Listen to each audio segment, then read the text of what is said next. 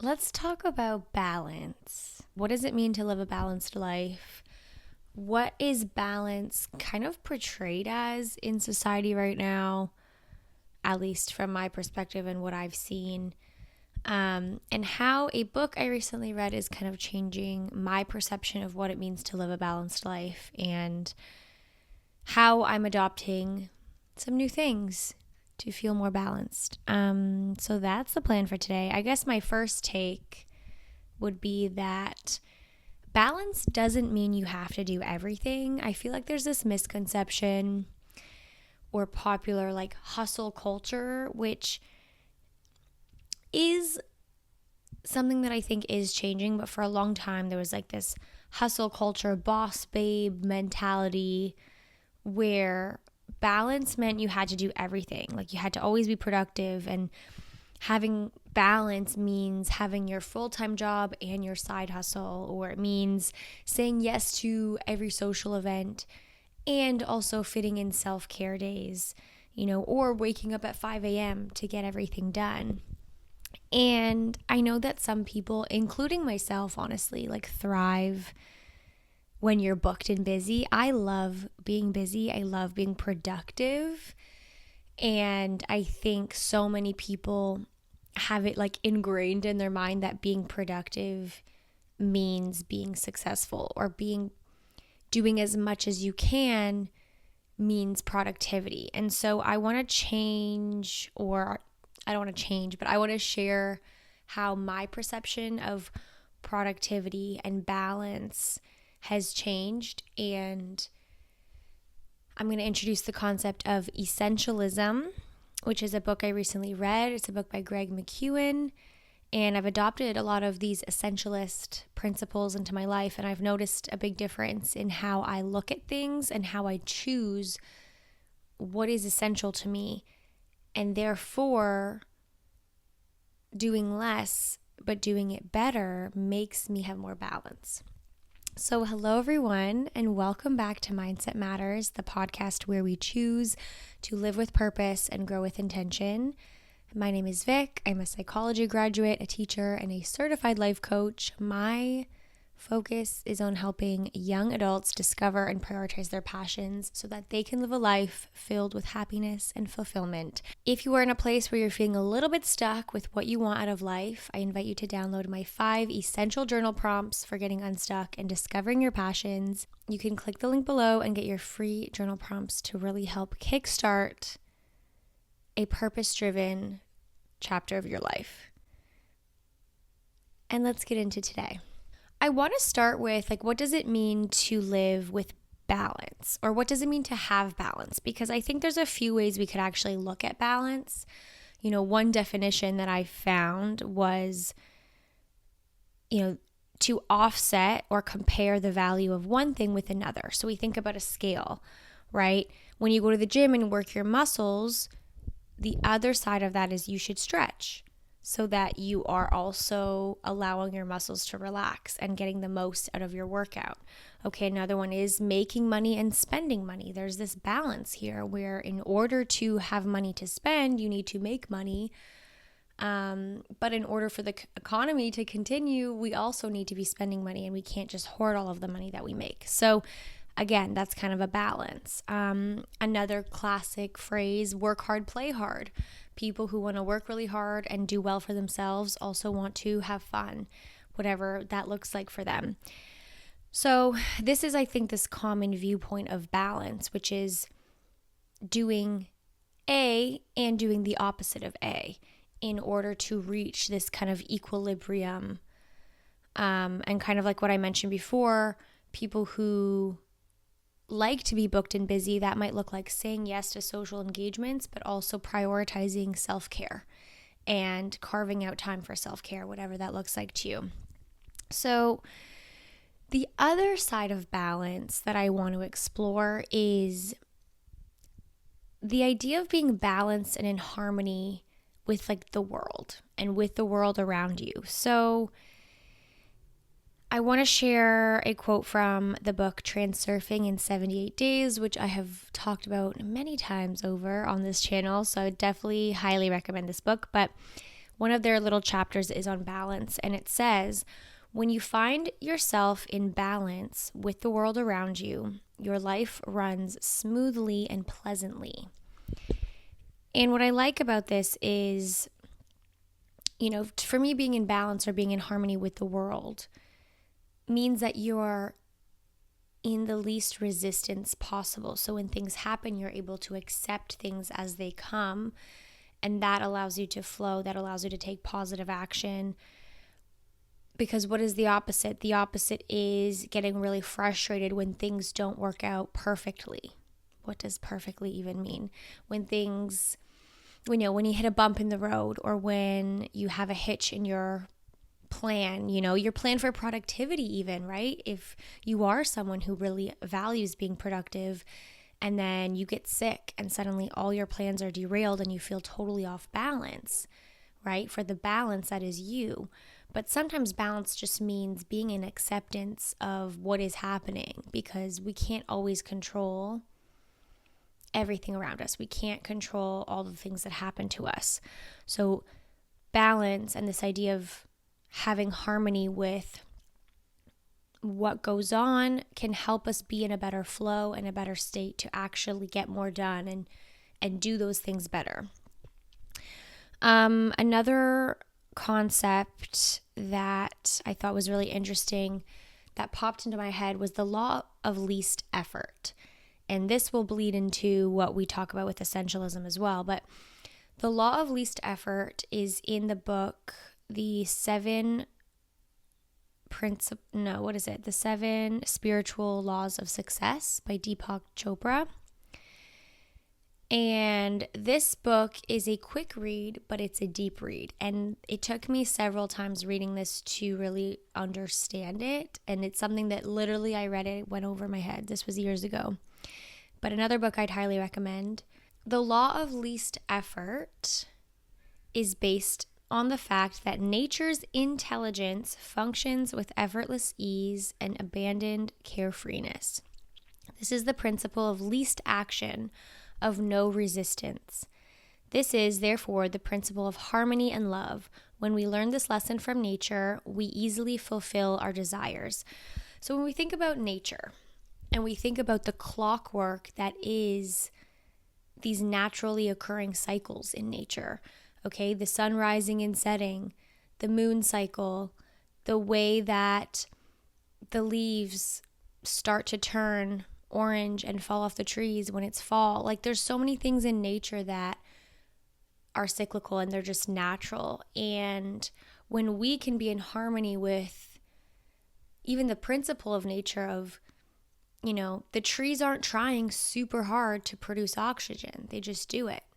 That is what they do, right? And so in this way, if you can figure out what is your highest purpose and highest point of contribution and focus on doing that, that is, in theory, or one could argue, the best way forward for yourself. And I'm going to expand on this when we get into essentialism.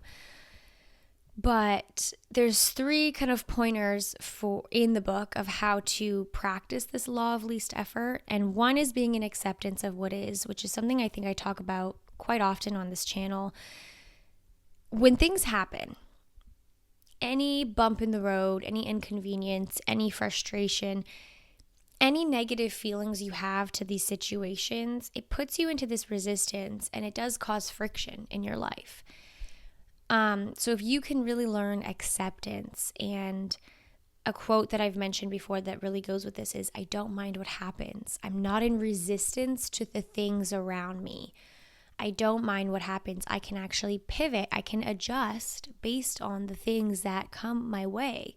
Because again, you can't control everything, no matter how hard we try, no matter what we plan for, right? Especially for the people who do love being, again, booked and busy.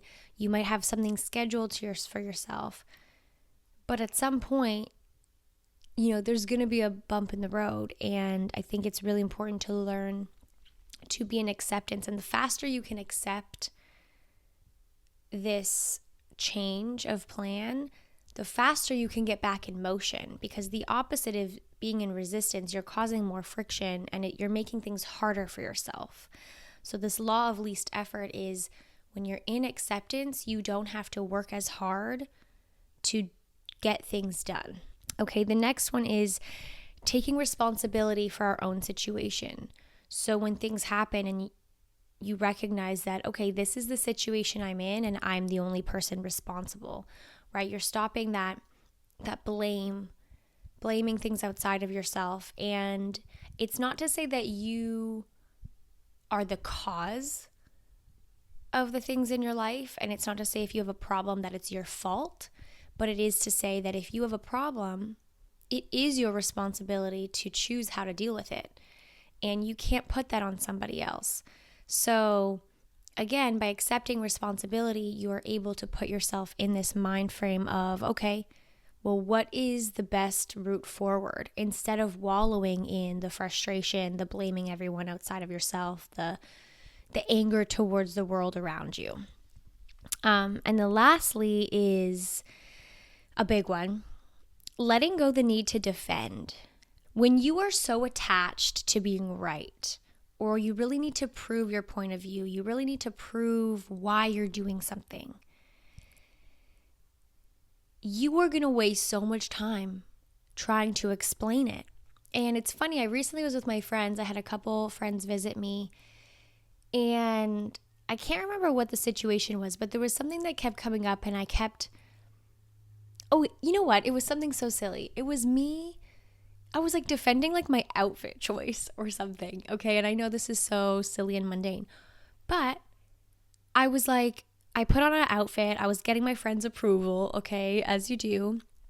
And I was like, yeah, I think this would be better because of this and this and this. And like, I was like overly explaining, and my friend looks at me. She's like, girl, you don't have to defend your outfit. Like, wear it. I love it. I think it's cute. And I was like, you're right. Why am I like explaining every detail or going so beyond what is necessary? I don't know. And it could just be me making conversation, and there's nothing wrong with like working through those things.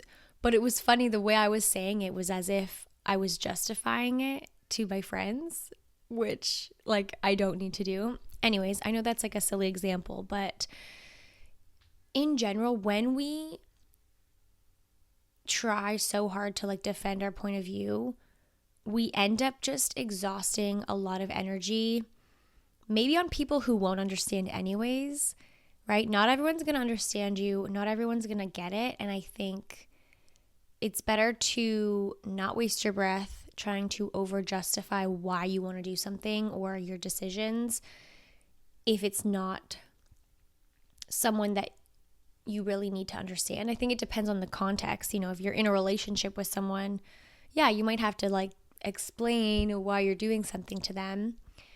But I'm thinking in a general social setting or general work context where like every decision you feel like you need to justify or you need people to really understand it. And then you spend so much time trying to explain yourself and defend why you're right.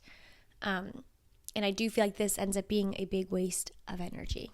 So I do want to shift the conversation into talking about essentialism and key concepts from this book that have really helped me find more balance and focus on what is essential for me in my life. So essentialism is the disciplined pursuit of less. And it's all about clear, intentional action and essentially doing less, but doing it better. I love this. I think this is really interesting and really important. Again, this book is by Greg McKeown.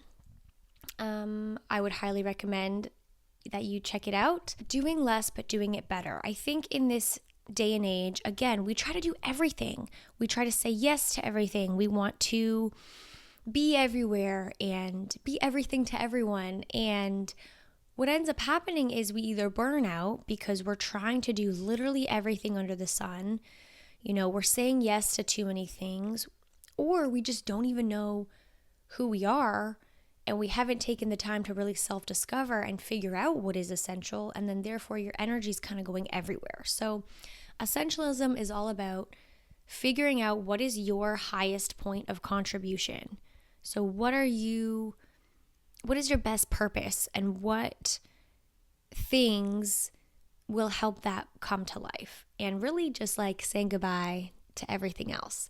Okay, so the opposite of essentialism is non-essentialism. And he explains why this is everywhere. Okay, why are there so many non-essentialists? So these are the people who say yes to everything, the people who are trying to do every single thing, the people who have a hard time knowing, what is most important to them and being able to actually say no to other things.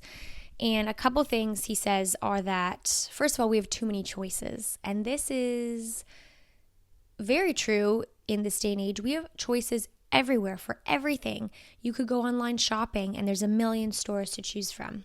Whereas 30 years ago, you could just go to the mall. You would go to the handful of stores around you. Okay, one example. We have too many choices when it comes to dating. Okay, people are thinking there's always something better. You can swipe, swipe, swipe. There's literally a million options. Okay. Even what YouTube video do I click on? What podcast do I listen to? Which book do I read? There are so many options that it's very overwhelming, and it's very normal to feel like you're in this whirlwind of information. Okay, the second thing is that we're under more social pressure. There's too much social pressure so that we feel we need to do everything. And with this, he talks about social media and how this adds even more pressure. We're constantly exposed to the opinions of so many others. Even when you're watching a video or you're on TikTok, like you're constantly being bombarded with people's opinions. And it's funny, as someone who does make content, something that I try to always highlight on here is that these are my perspectives and my opinions. And I hope that something I share can resonate with someone out there. But I also think it's so important to take everything with a grain of salt and to think about, okay, how does what Victoria's saying maybe apply to my life? Or how do I agree or disagree with the things that she's saying? And if something I say can be helpful, I think that's wonderful. But I think it's so important to have your own opinions, and we'll get into that more in a little bit. But just this idea of like the social pressure, people are constantly telling you what to do, how to do something, where to do it. Even me, sometimes I give advice on here for sure. And again, that's why I want you to take it with a grain of salt, because what works for me might not always work for you.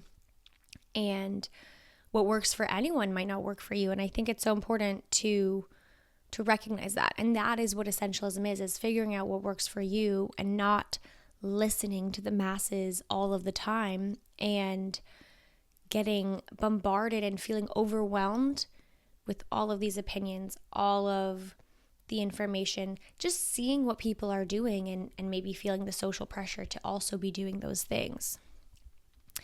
And the last one that I'll mention of why there's so much non-essentialism going on in the world. And that one is the idea that we can have it all. Okay, so Greg McKeown shares that because of all of the things that are around us, our access to everything, for some reason we have this idea that we can have it all. I can have my full-time career and my side hustle and a social life and work out regularly and have a million friends and do this and. But like, no, really you can't. You cannot have it all. And I think when we push ourselves to the limit of, I'm going to wake up at 5 a.m.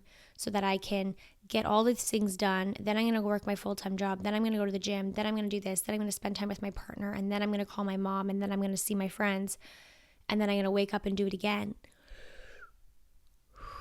Can we just slow down for a second? Is that sustainable? Is that a life you really want? And is that a balanced life? Is doing it all a balanced life? So this is where essentialism for me is kind of, thinking or making me think about balance and how those two align. Because again, as someone who enjoys being booked and busy, I write a little schedule for myself every day. And I enjoy being productive and I enjoy getting things done.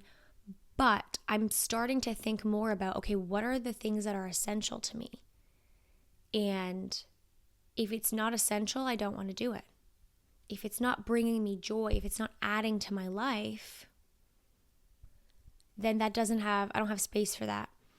And so for me, balance and essentialism means determining what are those things that are important to you, that are essential to you and your highest calling, your highest purpose, your best point of contribution, and doing those things and saying no to other things.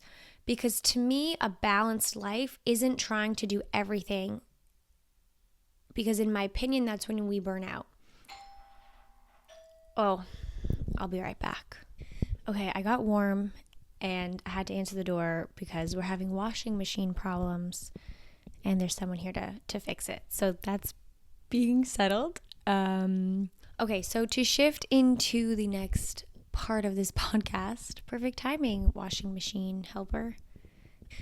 Okay, so I do want to shift into a few of my key takeaways from Essentialism and then into how you can learn your own balance. Because again, what works for me isn't going to work always for you.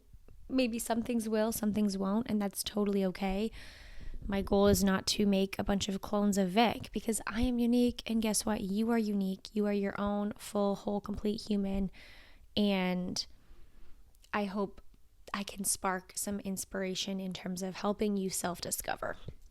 So the big takeaway, and what's given me a really good perspective on balance and being an essentialist, and really just being intentional about how I spend my time and where I put my energy. So the first one is that life is about trade-offs. Life is about trade-offs. I don't think we can have it all, and I don't necessarily think that the goal should be to have it all. And again, I talked about, the person who wakes up at 5 a.m. to do literally everything under the sun, and they have a full packed day every single day, and they're almost like robotic with their schedule. And let me again be clear that just because that isn't what I perceive as balance, I know that that can be okay for some people and they genuinely thrive. But I think in general, and to make your best contribution, I don't think that we can have it all. And I think life is about trade-offs. It's about saying yes to the things that are essential, and it's actually about saying no to the vast majority of things. And something he mentions is, it's figuring out what problems you want. So what things add the most to your life and will allow you to contribute the most. So I can give an example. I recently had a job offer come up, and it was with someone that I used to work with, and the position that they wanted me to do, it did seem interesting and it intrigued me, and I, had the meeting with them to learn more about it. And while I think it would have been a good opportunity and good experience, I had to ask myself, is this what I want?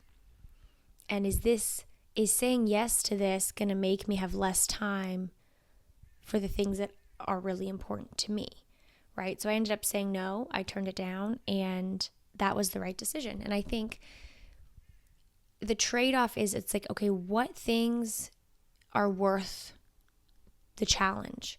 What things do I want to give up on? What things do I just not feel energized around? Because I think this is where we can make decisions about trade-offs, right? It's figuring out what actually excites you and going for that thing, and not trying to say yes to these things that are just dragging you down, right? So even if you are someone who likes being booked and busy, are you booked and busy with things that give you energy and things that you enjoy? Or are you just booked and busy for the sake of being booked and busy?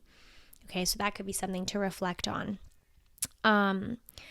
Another big one is the concept of deep work, and really about cutting out distractions. So essentialism isn't necessarily about choosing a lot, but it's actually about cutting out the non-essential from your life. And to leave room only for that which is essential. So Deep Work is another book. Cal Newport. Okay. So Deep Work by Cal Newport is another book that I found really interesting. And it reminded me of Essentialism, where it's about really getting into the flow and into the zone when you're doing something. So even me right now, I was in my podcast flow and then someone rang the doorbell. So that's going to take me out of deep work. Similarly, if you always have your phone right beside you when you're trying to work and a little notification will distract you from doing what you're doing, that work is going to take a lot longer. So deep work is all about cutting out distractions. And with that, Essentialism is cutting out distractions in terms of cutting out the non-essential commitments from our life. So if what is essential to me today is to get this podcast recorded and edited, or recorded and work on something else, like, then I want to put all of my attention on that thing. I want my focus to be on what I am doing and what is essential. And with that is being able to determine what is essential and what is top priority. And a lot of the book talks about business examples where businesses will label so many things as being essential or being top priority. But once you have a list of 5, actually that's not telling me what's top priority. That's telling me a few things I could be doing. So it's really picking your top priority, then what's next, and then when you get there, what's next. So it's not trying to, again, fit everything in or make everything this massive priority, because then it kind of ends up confusing people. I do want to shift into how you can find your own balance in life and learn what balance means to you, because again, I'll say it a millionth time, what works for me might not work for you. And so, I did mention this, but I am the type of person who enjoys being booked and busy, and I like having a to-do list. I like having a little schedule for myself because that helps me focus. It helps me focus on what I need to get done. But I think having balance doesn't mean that, I choose to do absolutely nothing and I'm going to have a day to just not work on anything. Once in a while, yes, we need rest, and full rest days can be fine. But I think it's just really being mindful and intentional about choosing which things are most important. And those are the things that I'm going to be actively working on. Those are the things that are most valuable to me, because then I can do less, but do it better. Okay, if you're trying to spread your energy into all of these different things, you're kind of doing a lot, but not doing it very well. Whereas if you can focus on your highest point of contribution, that one thing that you are going to be the best at, or that you feel you can contribute the most, if you put your energy there, it's going to take you way further. And there's a good graphic. I'll try to maybe put it on the screen if you're watching this on YouTube, to show the difference between kind of non-essentialism and essentialism in terms of where your energy is going. But to just explain, picture a circle, and the non-essentialist, there's arrows pointing out every direction of the circle, and they're really short, a bunch of short arrows. So your energy is being spread in all these different places, but you don't have a lot of energy for one thing, because you're putting your energy into everything. The essentialist chooses the one thing that is the most important and puts their energy there, and therefore they can take that thing a lot farther. So how can you do this yourself? If you are thinking, okay, how can I be a little bit more intentional with my energy? How can I be more of an essentialist? I would say that my key takeaways would be to start with self-discovery. Okay, you know you best. I am here to share my perspective. I am here to share what works for me and how I adopt different things in my life. But ultimately, I think the best thing you can do for yourself is to self-discover and to figure out what that looks like for you.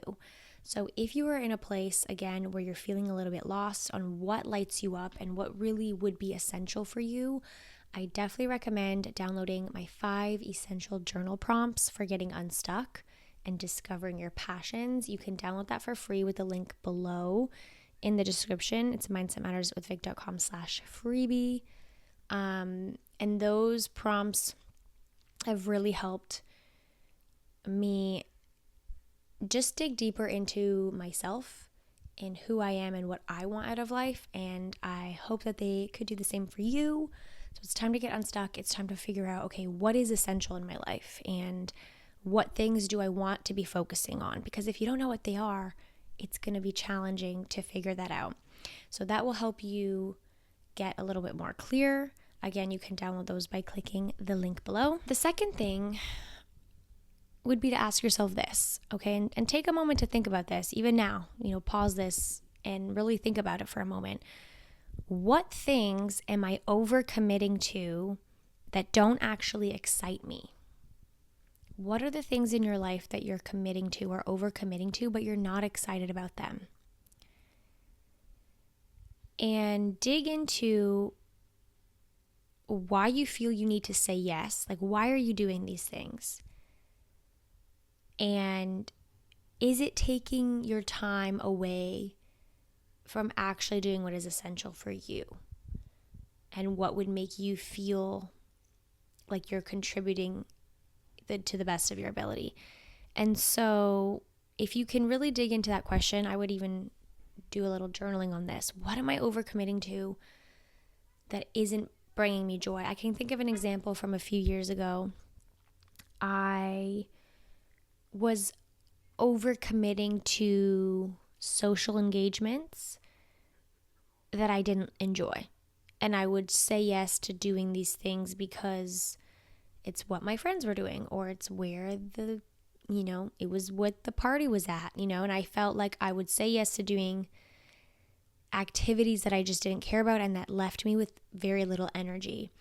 And had I not exerted that energy in that way, I would have had more energy for what things actually bring me joy. So now when I engage with people socially, I'm a lot more intentional of what type of social activities I enjoy, what type of energy I want to share with people, and just the type of people that I want to be around. I don't want to be around people who seem to suck my energy and to leave me depleted, right? So think about it. What are you overcommitting to that you're not excited about? And how can you shift that? Maybe that's something you need to change, either eliminate or do it less. So think about that one. And my third tip for becoming more of an essentialist would be to write out your intentions. I love doing this like monthly, weekly, and kind of daily. I guess my daily is more of like a little schedule, but monthly and weekly, I focus myself on what my intentions are. What do I want to be focusing on? And to do this, I use the 7 dimensions of wellness, which you can look up. I might do a full episode on how to set intentions that align with you. I think that could be helpful. So I personally brainstorm every month. What are my focuses? What do I really want to be focused on this month? What is essential to me? So in a way, I was doing some of the essential things or essentialism practices without even knowing about it. But it's cool to have a name to it and to be even more clear in those intentions. But I set intentions. I write out, what went well this past month. I reflect and I think, what do I want to focus on moving forward? And then each week I set intentions with clear milestones. So if one of my big intentions is my physical health and I want to get back into a gym routine, then that's like a broad journal kind of dump for the month. And then each week is, okay, this week I intend to go to the gym 3 times. And I think about where can I schedule it? What workouts am I going to do? What time of day am I going to plan to go to the gym? So I really focus my energy on setting intentions that align with the person that I want to be. And again, this really helps just focus my energy. Because if I just wake up every day and I have no direction or nothing really planned, then I feel like I don't have enough direction. So I do need, or it is beneficial to me to kind of write that out. So maybe that's a practice that could help you. And the very last thing I want to share with you today is a reminder to give yourself space to process and digest information. I heard recently that information is doubling each year, like just with the internet and how much content and things get put out, that every year there's literally double what we've had before. I didn't fact check that, but is that not insane to think? Like, we have so much access to information. It is overwhelming. It can be so overwhelming. And I feel like we have access to more than ever, but we're also lost more than ever. And so many people are on the internet trying to find, these how-to videos and figure out how to like fix their life or how to be better. And I think it's great that we can have all this information, and I'm someone who's putting out information, right? But again, I think what's so important is just to give yourself space to actually think about what you're watching, think about what you're reading, think about what you're doing. Reflect. Does this relate to me? How does this relate to me? How can I adopt some concept of essentialism into my life? Do I understand this enough? Do I need to go read the book? Is it something that doesn't seem to make sense for me at all? Like, giving yourself the space to think and reflect is so important. The feeling you get when you make your own decision, the feeling you get when you are able to discover something about yourself and implement it and actually follow through and build trust within yourself that you can make these things happen. I think that's so powerful. So again, if you are feeling a little bit stuck, you're not sure what you want, you're not sure where you're going, you're not sure what's essential to you, go download the free journal prompts. They're going to help you just get really clear and focused on what things light you up, what gives you excitement, and that will help you see what is essential for you. So go click the link and download those. Don't forget to subscribe. Thank you so much for listening and tuning in today. I hope you have a beautiful week, and I will chat with you very soon. Bye.